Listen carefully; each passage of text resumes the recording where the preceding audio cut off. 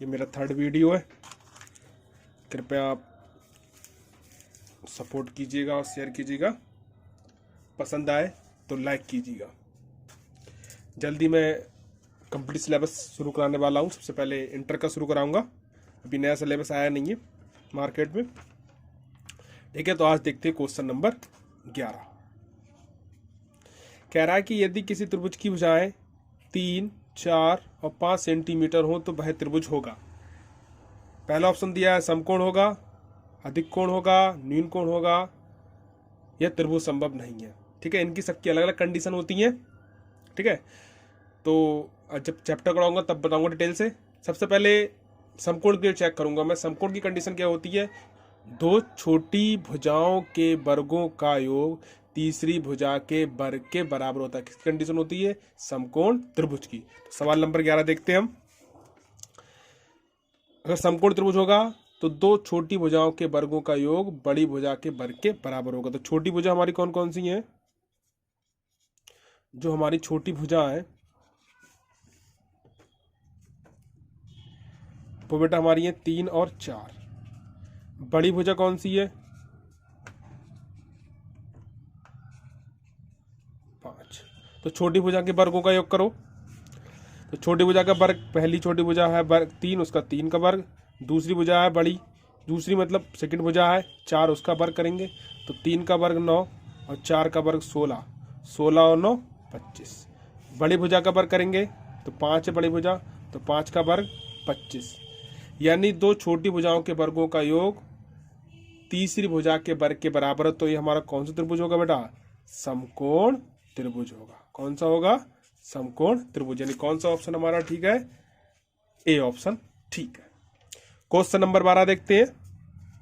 Question number 12 में कह रहा है कि दो समरूप त्रिभुज के परिमाप क्रमशः 10 और 15 सेंटीमीटर हैं, तो उनके क्षेत्रफलों का अनुपात ज्ञात कीजिए। बेटा इसकी एक थोड़ा हमारे सिलेबस में है कि त्रिभुज के परिमापों का अनुपात। त्रिभुज के परिमापों का अनुपात।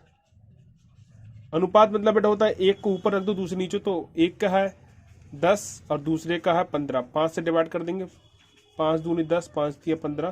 तो अनुपात कितना आ जाएगा? 2/3। अब निकाल लेंगे क्षेत्रफलों का अनुपात। देखो ध्यान रखना, संगत भुजाओं का अनुपात हो या परिमापों का अनुपात हो, दोनों सेम ही कंडीशन होती है। अनुपात हमेशा बराबर होता है। मान अलग अलग हो सकता है लेकिन अनुपात हमेशा बराबर होगा। तो सूत्र लगा देंगे, त्रिभुज के क्षेत्रफलों का अनुपात।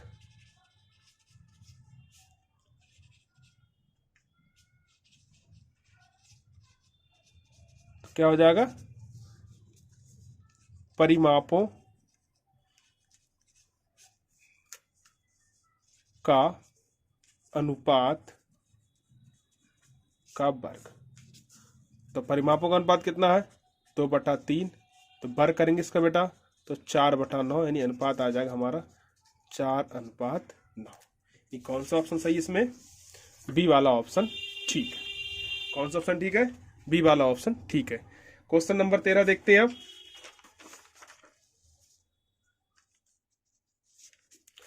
13 क्वेश्चन में क्या कह रहा है कि tan थीटा बराबर दिया है 8/15, तो कौशिक थीटा का मान ज्ञात कीजिए। तो ध्यान रखने से बात के लिए tan थीटा एक जो हमेशा एक समकोण त्रिभुज में लागू होता है।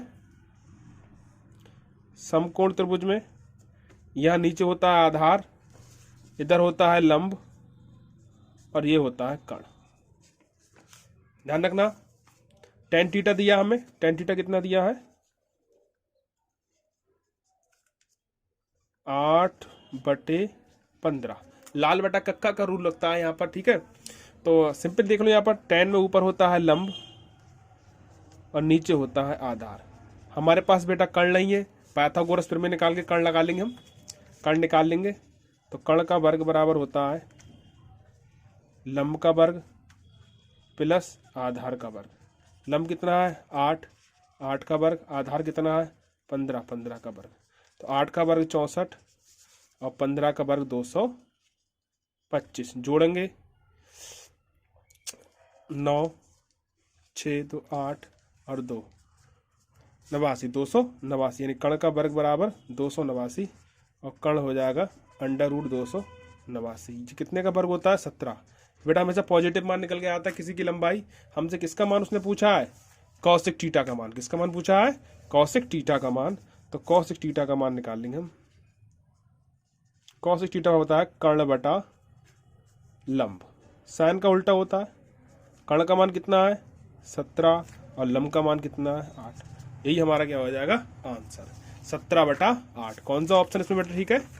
ए वाला ऑप्शन। Question number 14।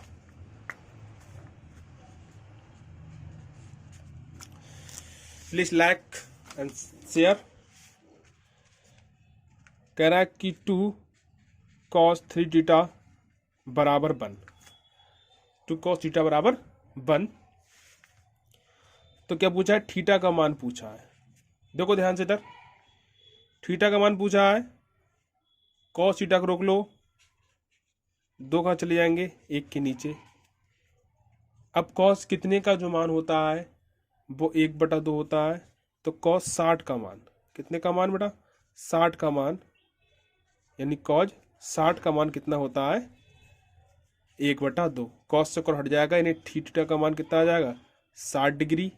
और थीटा को रोकेंगे, 3 का चले जाएंगे बटे में, तो कितना हो जाएगा? 20, यानी थीटा का मान जो आ जाएगा 20 डिग्री आ जाएगा। कौन सा ऑप्शन ठीक है? इधर कह रहा है कि 2 वृत्त की परिधि का अनुपात 3:2 है, तो क्षेत्रफलों का अनुपात ज्ञात कीजिए। तो 2 वृत्त है तो 2, जब परिधि में अनुपात, तो निश्चित तौर पर त्रिज्या भी अलग अलग होंगी, तो उनकी त्रिज्या मान लेंगे। माना एक वृत्त की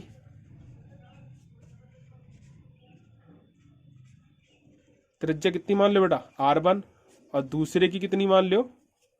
R2। ठीक है, एक की R1 दूसरे की R2। परिधि का अनुपात निकाल लेंगे, तो परिधि क्या होती है? पहले वृत्त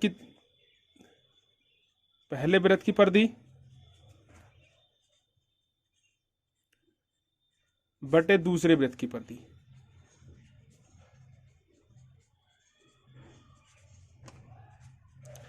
अनुपात कितना दिया है? 3:2। और वृत्त की परिधि का हो सूत्र 2πr। त्रिज्या अलग अलग है, तो पहले की R1 और दूसरे की R2। तो 3/2। 2π से 2π डिवाइड, तो R1/R2 का जो अनुपात आया है वो कितना आया है? 3/2। क्षेत्रफल का अनुपात पूछा है, तो पहले वृत्त का क्षेत्रफल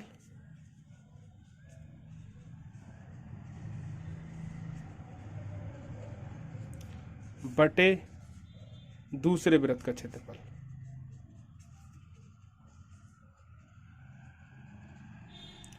देख सकते, तो πr²। अलग अलग त्रिज्या है, तो R1 R2 लिखना पड़ेगा। पाई से पाई कट गया, यानी R1 R2 का स्क्वायर ऐसे लिख सकते हैं, R1/R2 का होल स्क्वायर। और R1/R2 का मान कितना है? 3/2 स्क्वायर है। रूट गिरेगा, स्क्वायर गिरेगा सॉरी, तो कितना हो जाएगा? 9/4, यानी 9/4। तो 9/4 के लिए कौन सा ऑप्शन हमारा इसमें ठीक हो जाएगा? Option number D. ठीक है, अगला क्वेश्चन देखते हैं। क्वेश्चन नंबर 16 क्या कह रहा है? एक समान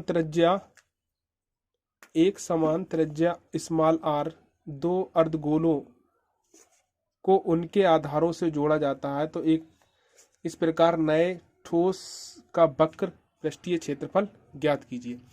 देखो बेटा, एक समान त्रिज्या r के 2 अर्धगोले। देखो कोई 2 अर्धगोले हैं जिनकी त्रिज्या कैसी है? समान है। जिनकी त्रिज्या कैसी है? समान है। दोनों की त्रिज्या कितनी है? r है। त्रिज्या समान है, आधारों से समान है, अर्धगोलों को उनके आधारों से, यानी यहां से जोड़ते हैं तो पूरा एक गोला बन जाएगा। क्या बन जाएगा? पूरा एक गोला जिसकी त्रिज्या का हो स्मॉल r। तो क्या वक्र पृष्ठीय क्षेत्रफल, तो गोले का वक्र पृष्ठ का क्षेत्रफल होता है, गोले का वक्र पृष्ठीय जो क्षेत्रफल होता है उसका सूत्र होता है बेटा 4πr²। क्या होता है? 4πr²। तो कौन सा ऑप्शन सही हो जाएगा इसमें बेटा? ए वाला ऑप्शन ठीक हो जाएगा। 17वां सवाल कह रहा है कि केंद्रीय प्रवृत्ति की माप नहीं है तो ध्यान रखना माध्य है, माध्यिका है, बहुलक है, बट विचलन नहीं है। क्वेश्चन नंबर 18 क्वेश्चन में कह रहा है कि 1 से 9 तक प्राकृतिक संख्याओं का समांतर माध्य कितनी, 1 से 9 तक। तो 1 से 9 तक संख्या लिखते हैं बेटा हम, 1 2 3 4 5 6 7 8 9। क्या पूछा हमसे, समांतर माध्य। समांतर माध्य का मतलब होता है इन सबका बीच का, इन सबका बीच का। तो समांतर माध्य का सूत्र एक होता है, समांतर माध्य बराबर होता है संख्याओं का योग या आंकड़ों का योग, कुछ भी लिख सकते हैं, बटे संख्याओं की संख्या।